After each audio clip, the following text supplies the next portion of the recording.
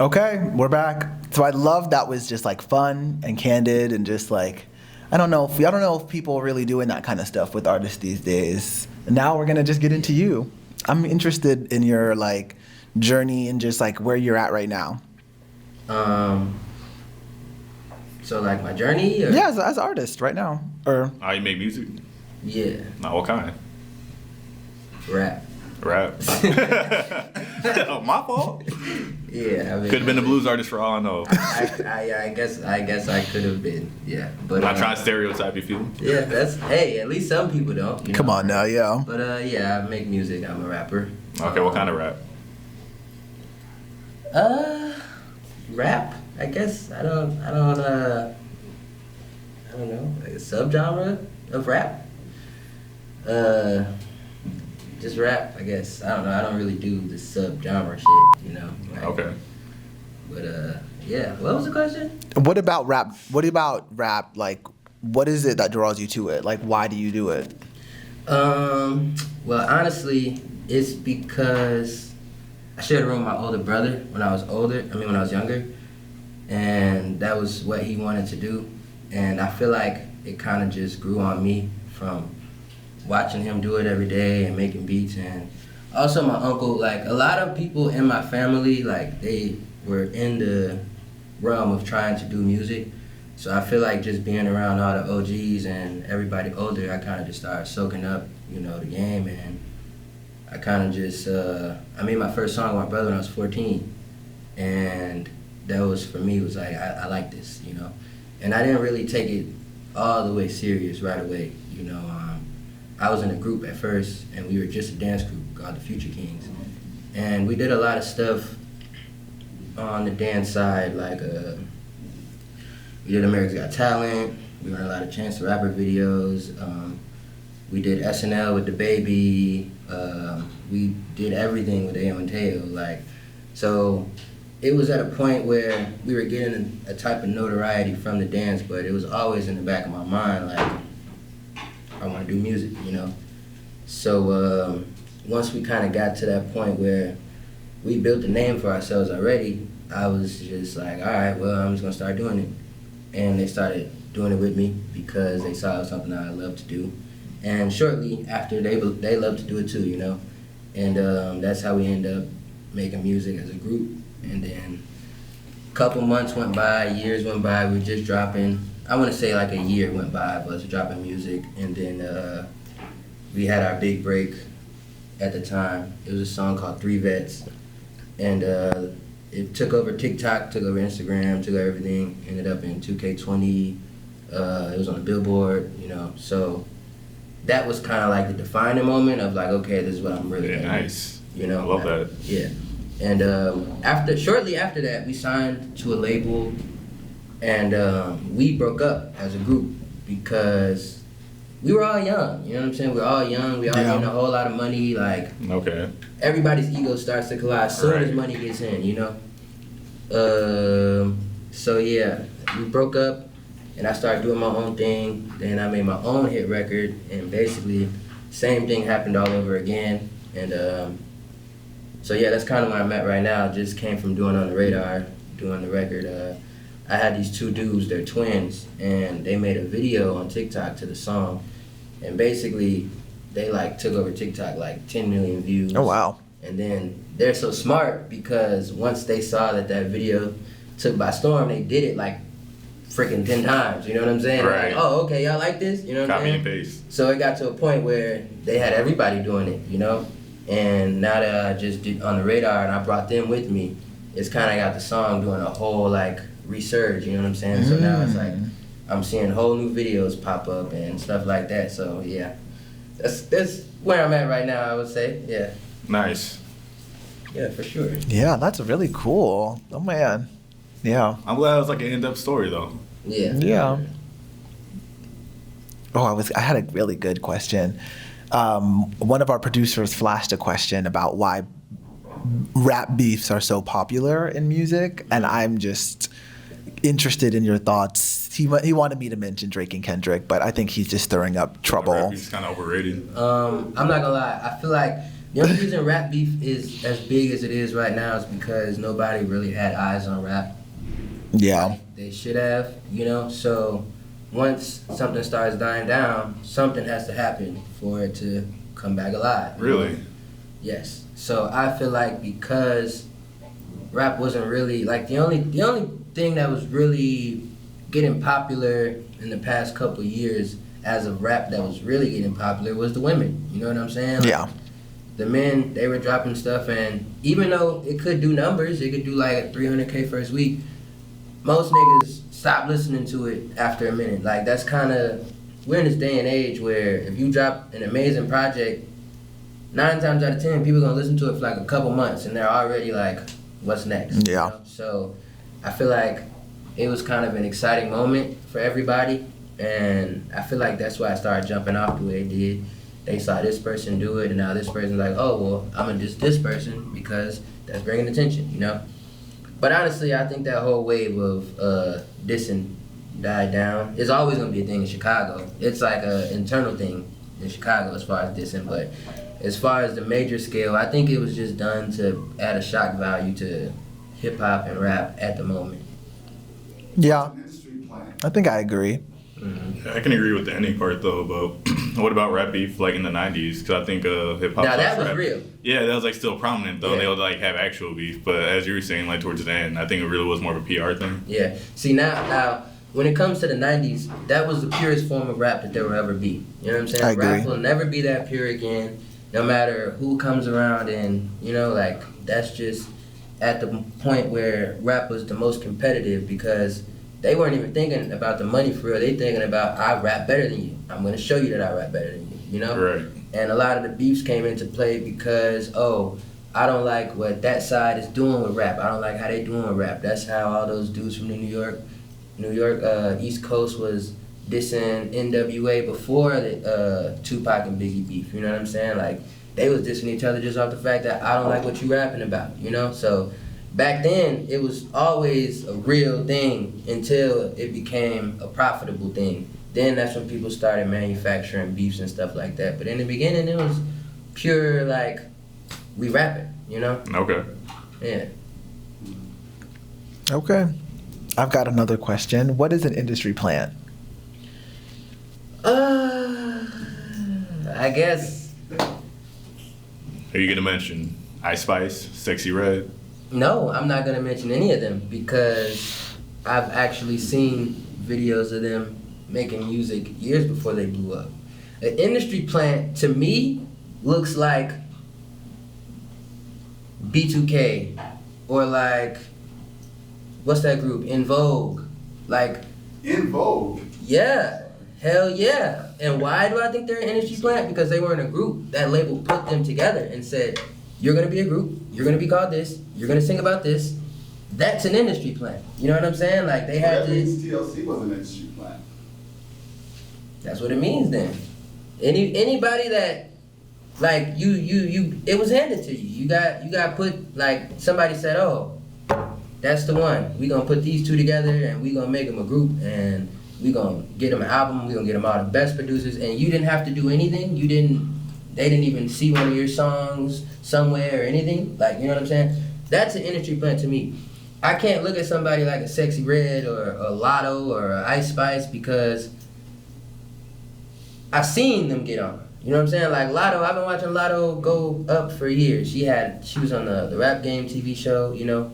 Sexy Red, she had a lot of viral moments way before she got on, but before you're on, nobody pays attention and says, oh, that's that one person. They see that viral moment and they keep going, you know? Yeah. So, yeah, as far as most of the new artists that I've seen them actually put the work in. And even if I don't like their music, I respect it because they put the work in. You know what I'm saying? Yeah.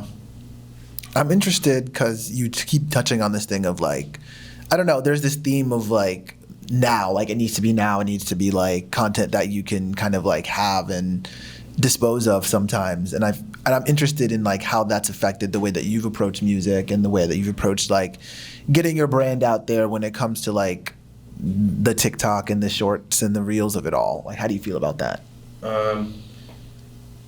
I think it's been fairly easy for me to navigate through this time because once again I came up in a dance era where it was all about Instagram. You know what I'm saying? So we're used to having to drop every single day. You know what I'm saying? Whether it be a dance video, whether it be this, whether it be that. So it's kind of something I'm used to now. Like, I understand that people are not gonna care about this in a week. So you gotta have something else in a week for somebody to care about. You know what I'm saying? Like, it has to keep going because people will forget about you. Like, a motherfucker will watch your story right now, and if you don't post in 3 days, they gonna forget your name. They ain't gonna see your story and be like, oh, this that one dude.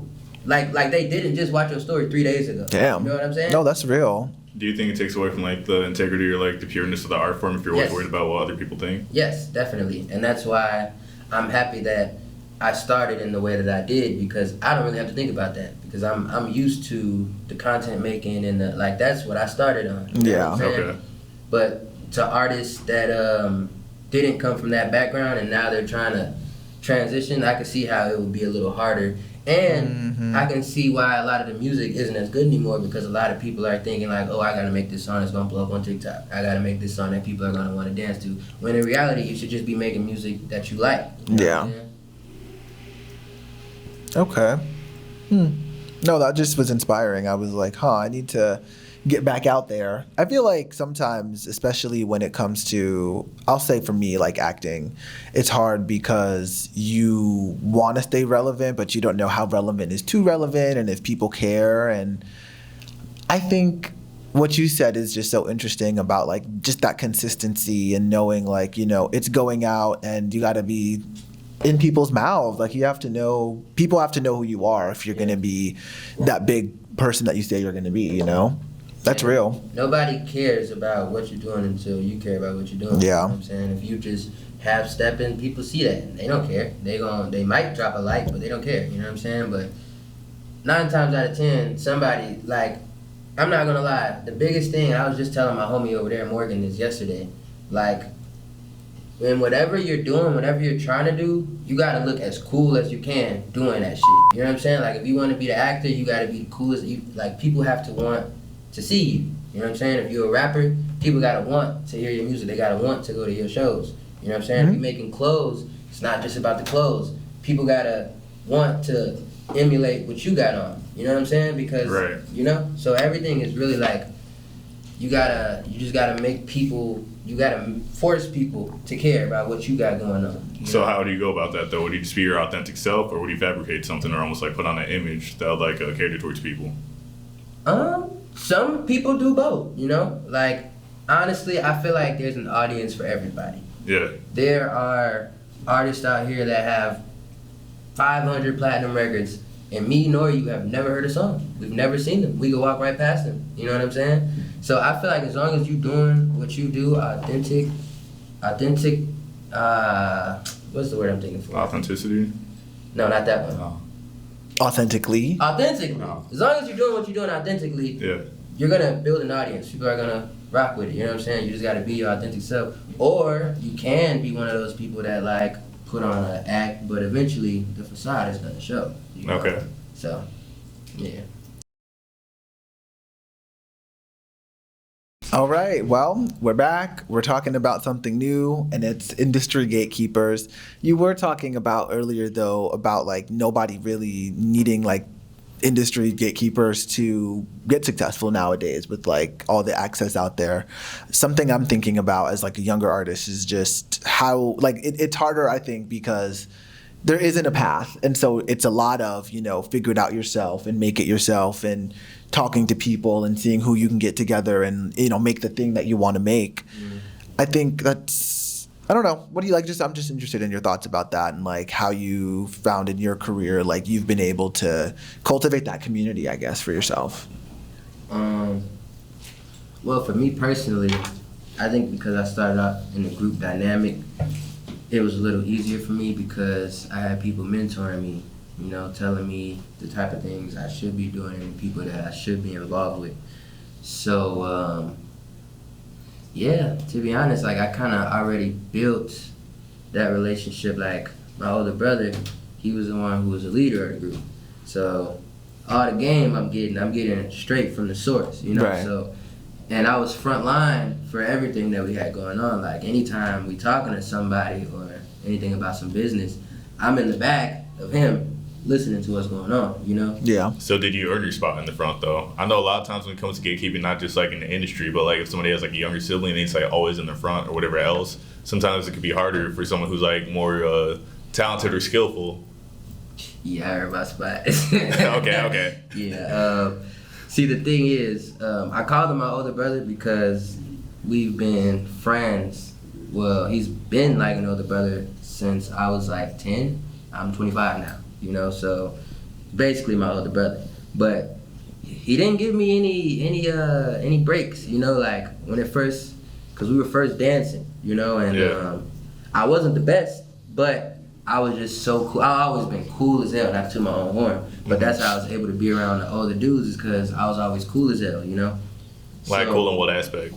Like personality or like just vibes? I was just the coolest. Like I dressed the best at 10. You know what I'm saying? Like I was hanging out with all the older dudes. They were doing the jerking. At the time, it was the jerk movement. You know what I'm saying? Like I was a jerker at 10 years old. So to all the other jerkers, you see a nigga that's 10 and he out here doing the same moves y'all doing. It's like, whoa. You know what I'm saying? Right. So yeah, I think that's just culture too, though. Yeah, I definitely earned my spot. And as we elevated as a group, it became different things, like through different styles and through different eras. The group became a different type of thing, you know, like once the jerking movement died down, that's when we really went into the choreography. And that was hard. Like I really had to earn my stripes because I wasn't used to that. I was a freestyle dancer, you know, so it was a lot of times like in the beginning when I was still learning that choreography, I had to be in the back because I couldn't do it all the way. Right. But once I figured out how to do it, I was doing it better than everybody in the back, so you had to put me in the front. And then we started doing the music, and that was me. Like that was me. I'm the one who started us doing the music, so there was really no, you know, like Yeah. For sure. Okay, that's great to hear though. Yeah. Definitely. I know a lot of times in like in a film or television, let's say you know somebody, you'll just like have like the job or position, but you shouldn't have it. But they'll make it harder for people who are actually like skilled or talented to like progress or move up. Yeah, most people. But that's just anywhere though. Most people you see like they know somebody. Like they knew this dude for 5 years and they used to just be in the studio with him, and then they just so happen to make a studio. Like most of the people that you see that got on and have been able to live a full successful career is because they already knew somebody coming into the door. You know what I'm saying? They had some type of backup. That's fair. I gotta know the right people then. Damn. Yeah, That's crazy. You gotta meet people, man. That's crazy. I feel like you also have to have the skill set though. Definitely, that's the most important Yeah. part. If not, people just finna hate you, even though you're getting the check and you living nice. But yeah. Yeah, definitely. Okay. Well, we could talk about. Let's see what I've got here on my magic tablet. What's like a challenge that you've been facing as an artist, like in your process right now? And how are you trying to overcome it? I think I just don't really like promoting my music. Like, I don't really care, like, to do that. Like, I would just rather have other people promote my music. I feel that. You know? So, I think for a minute, because like I said, I used to be very content-based. But as I got older, it just, then, you know, not really like, caring about other people's opinion. You Yeah. just want to for yourself at that but point. people like the music, so I gotta get it out there. You know? Yeah. So I think that's been the hardest part, trying to find a way that makes me feel cool doing it, promoting the music, you know? But other than that, like, yeah, I feel like, I'm not gonna say I had it easy because, like, every relationship I've earned, I worked for it. But I've had a lot of these relationships for a while because I started in a group, you know? So a lot of the things that other people have to go through, I don't have to go through because I know somebody that does that already, or I know somebody who knows somebody that can get me in contact with this person, you know? Exactly. That makes sense. Yeah.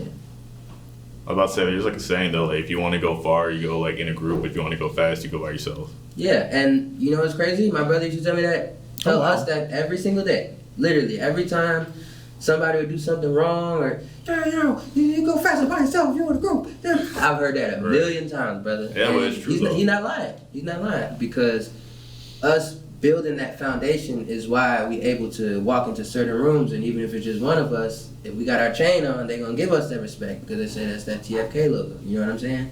So, yeah, definitely. Okay. Nice. Yeah. Okay. Well, we could play another card game. Yo, what's up? It's your boy Soski. We out here. I want to say thank you to everybody who's watching right now, man. You know, I have 2 guys here, man. They're good hosts. You know, we had a great time. No more card games. No more card games. You heard the man. Well, that's our segment. And yeah, come back for another episode. Bye.